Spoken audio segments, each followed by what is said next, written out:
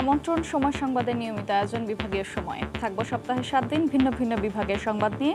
আজ খুলনা বিভাগ, সঙ্গে আছে আমি আফরোজা মৌটুসী। এবার শিরোনাম।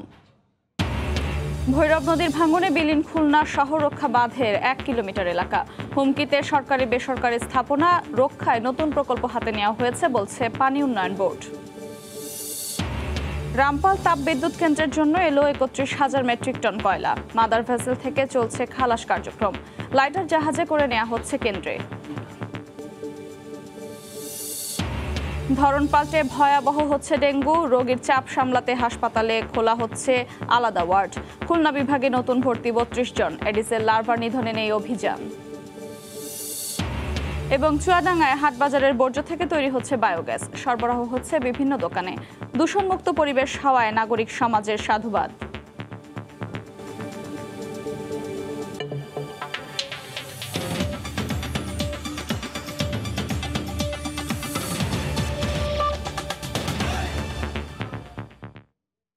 বিভাগীয় খবরে যাওয়ার আগে শুরুতেই যাচ্ছি উজরা প্রসঙ্গে।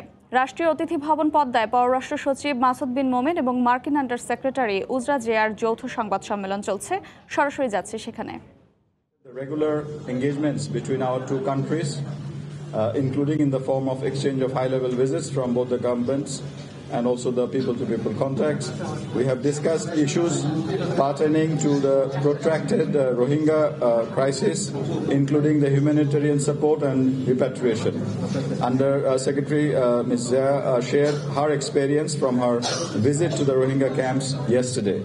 I also told her how much Bangladesh has achieved over the past decade in labor reforms, including improving workers' safety and rights, and assured that the works around the labor sector is going on in full swing as worker rights are high in the agenda of the current government, thanks to the passionate support and leadership of Honorable Prime Minister Sheikh Hasina.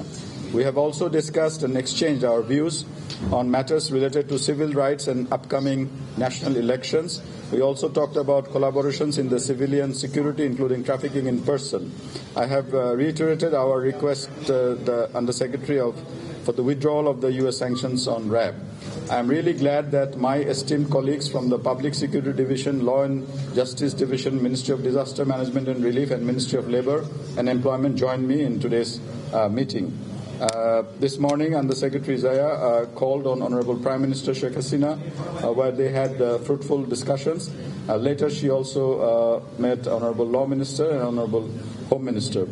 I thank Ms. Uzra Zia and her team for the visit. Thank you. Would you like to come here because all these... Sure. Thank you, Mr. Foreign Secretary, for your kind hospitality. I was pleased to meet today with the Honorable Prime Minister Sheikh Hasina, Law Minister Anisul Haq, Home Minister Abdul Azam Khan, and Foreign Secretary Masood bin Momen to discuss the excellent partnership our two nations have built over the last 5 decades. The United States looks forward to deepening our engagement with Bangladesh over the next 50 years and beyond. Our cooperation on climate change, development, the economy, humanitarian assistance, and security shows the range of our strong partnership and future potential. During today's meetings, I express the gratitude of the United States to Bangladesh for hosting nearly 1 million Rohingya refugees in Cox's Bazar, which I visited yesterday. The United States has provided more than $2.1 billion in humanitarian assistance to support refugees and host communities in Bangladesh and the region since August 2017. To that end, I am proud to announce that the United States is providing more than $74 million in additional funding to support humanitarian response efforts in Burma and Bangladesh. This includes nearly $61 million to support Rohingya internally displaced in Burma, as well as Rohingya refugees living here in Bangladesh and Bangladeshi host community members. The United States urges continued support by other donors and potential donors, and we support efforts to create the conditions for eventual, safe, dignified, informed, and voluntary return of Rohingya, conditions that do not currently exist. In my meetings with the government of Bangladesh partners today, we also discussed the need for free and fair elections, the ability of journalists to report the news without fear of retaliation or intimidation, collaboration to combat trafficking in persons, and the vital role that civil society plays in democracies, advancing respect for human rights and fundamental freedoms, including freedoms of expression and association. A prosperous future depends on strong democratic institutions and the broad participation of Bangladeshis in elections and the governance of their country. The United States looks forward to continued collaboration supporting an inclusive, democratic Bangladesh in which all the people of Bangladesh can thrive. Thank you. Excellency, my name is Rahid Azaz. I represent Bangladesh for tomorrow. So my question partly directly to our Foreign Secretary, Mr. Masudul Momen, and partly to Under Secretary here. As we witness when U.S. appreciate Bangladesh's generosity for hosting Rohingyas, but unfortunately we are overstayed by the Rohingya refugees as there is no headway in the repatriation. When we are moving towards the move by repatriation, there is a question by the West and others whether that is feasible or not. That time has come to do so. So, what precisely you discuss on this particular point? And to other secretaries here, after meeting Prime Minister Sheikh Hasina, you mentioned that you look forward for the free and fair election for the thriving democracy of Bangladesh. So, you touched upon the issue with the Honorable Prime Minister, Law Minister, Home Minister, as well as the Foreign Secretary. Are you convinced the way that we are also looking for free and fair election? No, I mean, of course, we discussed all the options regarding, pathway to move forward for this Rohingya crisis, and one of them is our tripartite move to repatriate a small number of Rohingyas. We updated them about the latest situation. They appreciated our concerns also, and shared some of their thoughts how to move forward. So we will be in touch with them. Obviously, we will not do anything to harm the refugees or the Rohingyas that we have who have been welcomed in Bangladesh and are here for the last 6 years. Thank you. Thank you. And on this point, I would just commend the government and people of Bangladesh's generosity in supporting the Rohingya and the foreign secretaries reaffirming their commitment against forced return. On the question of free and fair elections, I heard a strong commitment from the Honorable Prime Minister and all of the government ministers with whom I had the pleasure to meet today in support of free and fair and peaceful elections. And the United States, as part of our global human rights policy, supports free and fair and peaceful elections, and we want to do our part as a longtime partner of Bangladesh to help make this possible. Because there's a perception that if election is unfair, then the U.S. is going to take strong measures against Bangladesh. So, what about you? What is the comment? Perhaps I'll just answer your question quickly. I come here in recognition of the importance of our partnership with Bangladesh and to underscore the U.S. desire to deepen that partnership in support of our vision of a free and open Indo-Pacific anchored in resilience that is more resilient, more connected, more secure, and more prosperous. So I would say I would not characterize the discussions as you described them, and I think we had a constructive, productive, and engaging discussions. And I would say yesterday we witnessed large political rallies that were thankfully free of serious violence, and I think this is a good harbinger that we would like to see replicated. Thank you. This will be the last one. Here, the two opposition parties, the two major parties are in two corners about the election time government. And they even declined to sit in a dialogue. What is your position about holding a dialogue between the two parties? Do you have any initiative to make any dialogue with the political parties? I would say that the questions of the timetable of the elections that is for Bangladesh to decide. We are all for dialogue, but we do not have any direct involvement in what you described. Thank you. Thank you.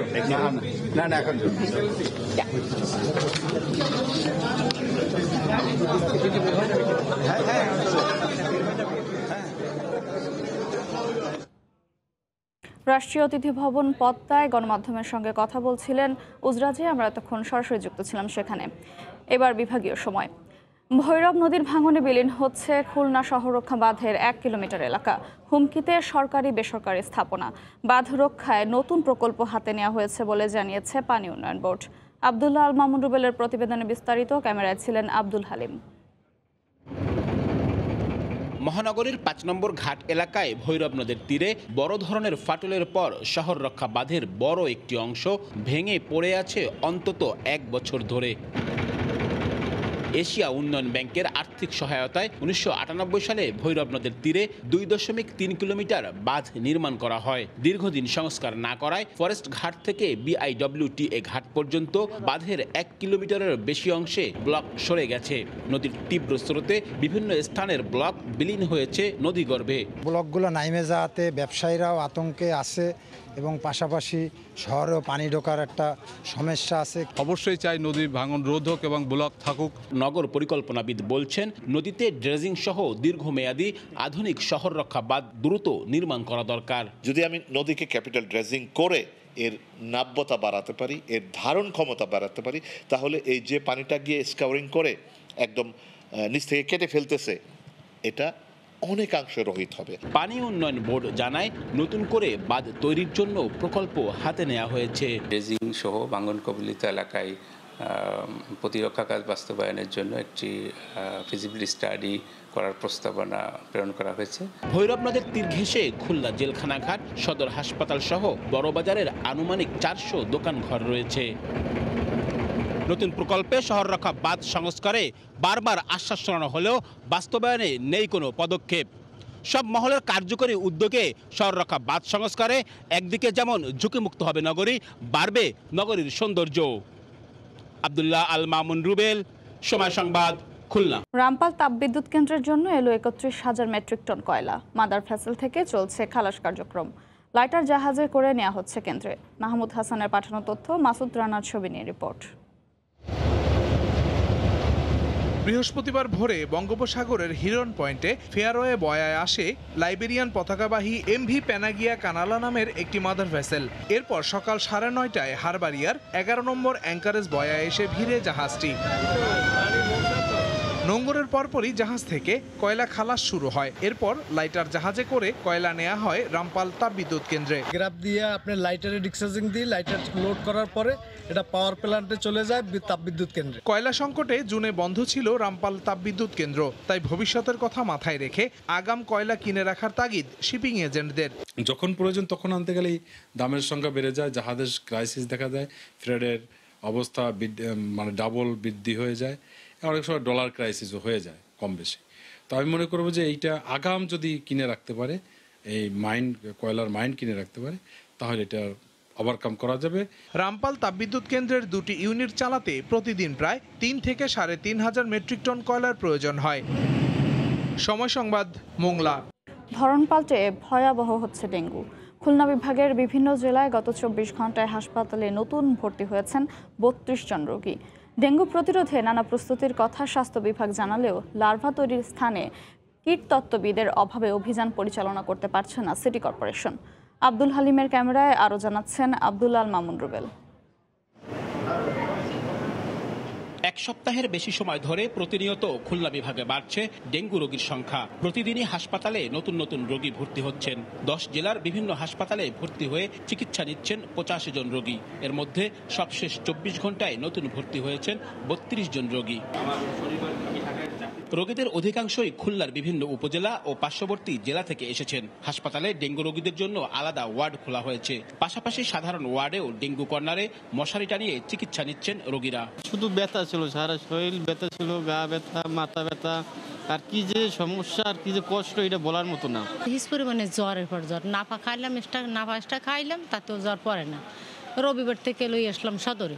এদিকে dengue প্রতিরোধে বিভিন্ন প্রস্তুতির কথা জানিয়ে সবাইকে সতর্ক থাকার পরামর্শ দিয়েছে স্বাস্থ্য বিভাগ। মশাটাকে নিধন করাটাই আমাদের মূল দায়িত্ব। আমরা যদি নিজেরা পরিষ্কার পরিচ্ছন্ন থাকি, আমার বাড়ি আমি যদি পরিষ্কার রাখি, তাহলে আসলে এটা করা সম্ভব। ডেঙ্গু প্রতিরোধে মশক নিধন কার্যক্রম বাড়ানো হলেও কীটতত্ত্ববিদদের অভাবে এডিস মশার উৎপত্তি স্থলে অভিযান চালাতে পারছে না সিটি কর্পোরেশন। পানিতে লার্ভা আছে কিনা সেটা কিন্তু ডাক্তার যদি না হয়, তা ম্যাজিস্ট্রেটও যাবে, ম্যাজিস্ট্রেট গেলে কীটতত্ত্ববিদ দেখবে, আইডেন্টিফাই করবে যে এখানে লার্ভা আছে ডেঙ্গুর। চলতি বছর এখনো পর্যন্ত খুলনা বিভাগের 10 জেলায় ডেঙ্গু রোগে আক্রান্ত হয়ে বিভিন্ন হাসপাতালে চিকিৎসা নিয়েছেন 436 জন। আব্দুল্লাহ আল মামুন রুবেল, সময় সংবাদ, খুলনা। খুলনায় অপরিকল্পিতভাবে চলছে সড়ক খুঁড়ে সংস্কার, পানির পাইপ, সুয়ারেজের লাইট, ম্যানহোল বসানোর কাজ। এতে ভোগান্তিতে পড়ছে নগরবাসী। বিভিন্ন সংস্থার সমন্বয়হীনতাকে এই দুর্ভোগের মূল কারণ হিসেবে দেখছেন তারা। আব্দুল হালিমের ক্যামেরায় তানজিম আহমেদের প্রতিবেদন। নগরীর শামসুর রহমান রোডে মূল সড়কের নির্মাণ কাজ চলায় ফুটপাত দিয়ে পথচারীদের সঙ্গে চলাচল করছে সাইকেল ও মোটরসাইকেল। মহানগরীর অন্তত 15 থেকে 20টি সড়কে একই রকম দৃশ্য। কয়েকটি দপ্তরের অপরিকল্পিত উন্নয়ন কাজে নগর জুড়ে সৃষ্টি হয়েছে বিশৃঙ্খলা। সংশ্লিষ্ট সূত্রে জানা যায় 607 কোটি টাকা ব্যয়ে ছোট বড় 571টি সড়ক সংস্কার ও মোড় প্রশস্তকরণ কাজ করছে সিটি কর্পোরেশন। অপরদিকে পয় নিষ্কাশন ব্যবস্থা উন্নয়নে 2334 কোটি টাকা ব্যয়ে 269 কিলোমিটার সড়ক খুঁড়ে পাইপ বসাচ্ছে ওয়াসা। 125 কোটি টাকা ব্যয়ে নগরীর 2টি সড়ক পুনর্নির্মাণ এবং ড্রেন নির্মাণের কাজ করছে সড়ক বিভাগ। নগর উন্নয়নে সেবা সংস্থাগুলোর সমন্বয়হীনতায় একই সড়ক বারবার খোঁড়ার ঘটনাও ঘটছে। ফলে দুর্ভোগ চরমে পৌঁছেছে নগরবাসীর। ভোগান্তি তো হচ্ছে, বাচ্চা কাচ্চা স্কুলে যেতে পারছে না, ওদের একটু অসুবিধা হচ্ছে। অনেক পর গোড়া লাগে, দেখা যায় বাড়া বেশি চালি আবার জাড়ি মারে। প্রকল্প গ্রহণের আগে কর্তৃপক্ষের সঙ্গে বসে যদি একটি সময় নির্ধারণ করা হয়, তাহলে এটা সমাধানের পথ আছে। এতে হয় কি, জনদুর্ভোগ কমবে এবং অর্থের যে অপচয় সেটাও কিন্তু সাশ্রয় হবে। আর বরাবরের মতো দ্রুত সময়ে কাজ শেষ করার আশ্বাস সংশ্লিষ্টদের। আশা করা যায় আগামী 6 মাসের মধ্যেই শেষ হবে, খুব শীঘ্রই শেষ করার জন্য আমরা কাজ করে যাচ্ছি। আমাদের যে ডিপিপি অনুমোদন অনুযায়ী ডিসেম্বর 2025-এর মধ্যে এই কাজটা সম্পূর্ণ শেষ হবে। আমরা সেই লক্ষ্যে কাজ করে যাচ্ছি। খুলনা মহানগরীর 31টি ওয়ার্ডে প্রায় 15 লাখ মানুষের বসবাস। অপরিকল্পিত কর্মযজ্ঞে অর্থের অপচয় না করে সুনির্দিষ্ট পরিকল্পনা এবং সমন্বয়ের মাধ্যমে কাজ শেষের দাবি নগরবাসীর। খুলনা থেকে তানজিম আহমেদ, সময় সংবাদ। চুয়াডাঙ্গায় হাটবাজারের বর্জ্য থেকে তৈরি হচ্ছে বায়োগ্যাস, আর তা সরবরাহ হচ্ছে দোকানে। নির্দিষ্ট স্থানে আবর্জনা ফেলায় দূষণ মুক্ত হচ্ছে পরিবেশও। এমন উদ্যোগকে সাধুবাদ জানিয়েছেন সচেতন নাগরিকরা। মাহফুজ মামুনের তথ্য ও মাসুদুর রহমানের ছবিতে রিপোর্ট। হাটবাজারের বর্জ্য থেকে তৈরি হচ্ছে বায়োগ্যাস, এতে দূষণমুক্ত হচ্ছে পরিবেশ।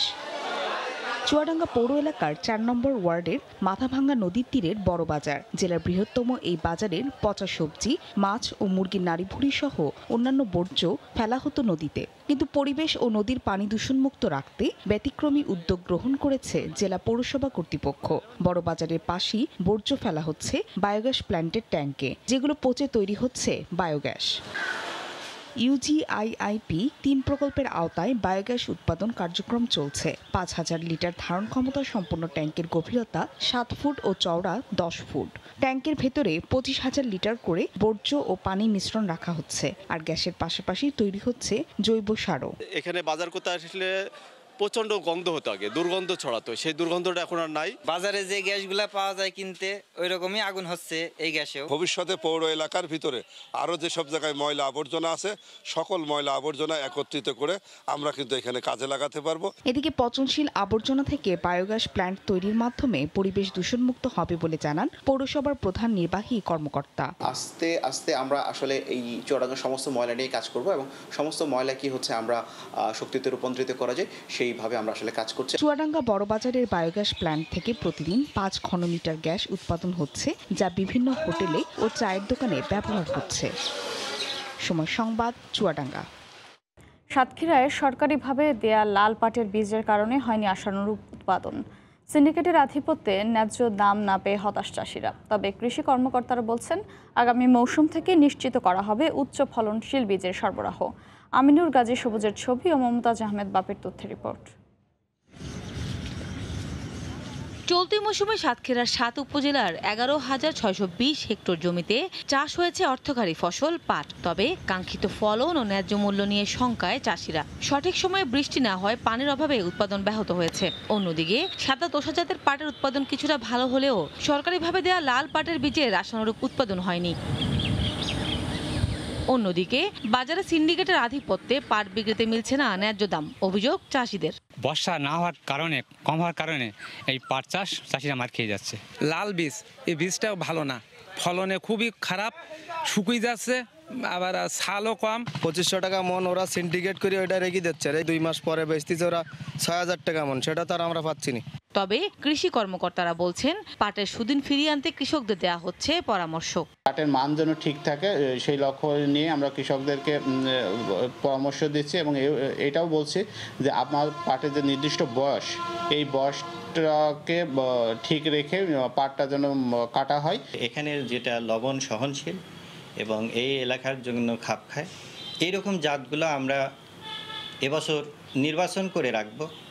আগামীতে সেই নির্বাচিত জাতগুলাই যাতে এই এলাকায় আসে তার জন্য আমরা ব্যবস্থা নেব। কৃষি সম্প্রসারণ অধিদপ্তরের তথ্য মতে জেলার লক্ষ্যমাত্রার চেয়ে 233 হেক্টর বেশি জমিতে পাট চাষ হয়েছে, যা থেকে উৎপাদনের আশা 5,76,000 মন সোনালী আঁশ। সময় সংবাদ, সাতক্ষীরা। এবার জেনে নেব খুলনা বিভাগের গত সপ্তাহের আলোচিত ঘটনা। জ্বালানি তেল বিক্রির প্রচলিত কমিশন 7.5% করার দাবি দীর্ঘদিন ধরে জানিয়ে আসছিল জ্বালানি তেল পরিবহনকারী ট্যাঙ্ক লরি ওনার্স অ্যাসোসিয়েশন। 9 জুলাই খুলনার বিভাগীয় কার্যালয়ে সংবাদ সম্মেলন করে সংগঠনটি। এ সময় আরও 2টি দাবি জানানো হয়। একই সঙ্গে দাবি মানতে 31 জুলাই পর্যন্ত সরকারকে সময় বেঁধে দেন তারা। রূপপুর পারমাণবিক বিদ্যুৎ কেন্দ্রের যন্ত্রাংশের 51তম চালান দেশে আসে 11 জুলাই। নতুন চালানে আসে 184টি প্যাকেজে 483 মেট্রিক টন স্টিলের যন্ত্রাংশ। মালামাল নিয়ে রাশিয়ান পতাকাবাহী জাহাজটি নোঙর করে মোংলা বন্দরে। খালাসের পর যন্ত্রাংশগুলোকে সড়ক পথে নেওয়া হয় ঈশ্বরদীর প্রকল্প এলাকায়। বিভাগীয় সময়ের শীর্ষ সংবাদগুলো জানিয়ে দিচ্ছি আরেকবার। ভৈরব নদীর ভাঙনে বিলীন খুলনা শহররক্ষা বাঁধের 1 কিলোমিটার এলাকা। হুমকিতে সরকারি বেসরকারি স্থাপনা রক্ষায় নতুন প্রকল্প হাতে নেওয়া হয়েছে বলছে পানি উন্নয়ন বোর্ড। রামপাল তাপবিদ্যুৎ কেন্দ্রের জন্য এলো 31,000 মেট্রিক টন কয়লা। মাদার ভেসেল থেকে চলছে খালাস কার্যক্রম। লাইটার জাহাজে নেওয়া হচ্ছে কেন্দ্রে।